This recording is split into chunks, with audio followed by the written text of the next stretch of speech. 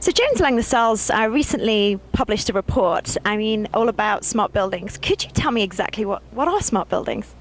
Well, that's a great question because there are a lot of definitions and it means different things to different people. And there's sort of different degrees of smartness, if you will, for a building. Buildings for a long time have had building automation systems that know kind of generally when to turn things on and off, for instance, by time of day.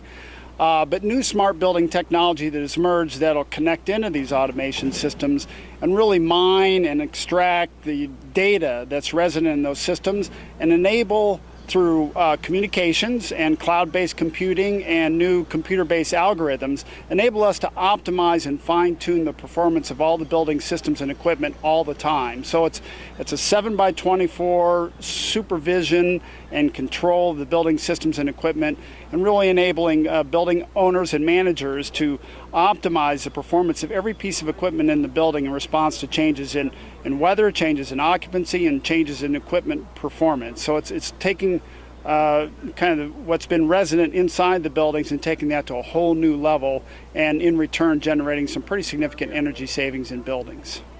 So what factors are influencing the decision to do this in buildings?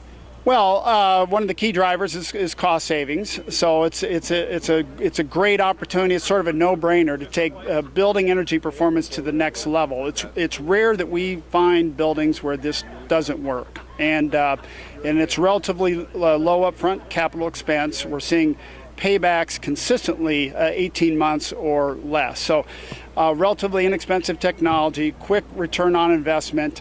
So that's clearly a key driver. Other drivers out there, it really helps buildings to be more flexible in response to changes in occupancy and changes in use. And it's really changing the way that we manage buildings. Our IntelliCommand product not only saves energy, but it allows us to be more proactive in terms of our building operations. We can detect through this technology that a piece of equipment's performance is beginning to degrade and make corrections before a failure occurs. So it's really reducing our reactive work orders, enabling us to correct deficiencies before tenants or occupants even notice. So it's improving building reliability as well as improving energy efficiency. So how are firms realizing the ROI? Well, the ROI is, a big part of the return on investment is, from a pure dollars and cents standpoint, are the energy savings. And we have done a number of installations now all over the world. We're approaching 100 buildings and 20 million square feet.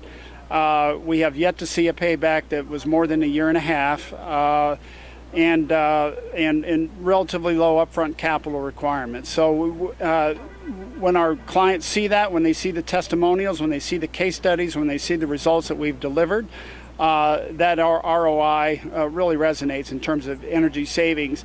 And then the other benefits that you can get on top of that in terms of improved building operations and performance. Okay, wonderful. Thanks. Sure, my pleasure.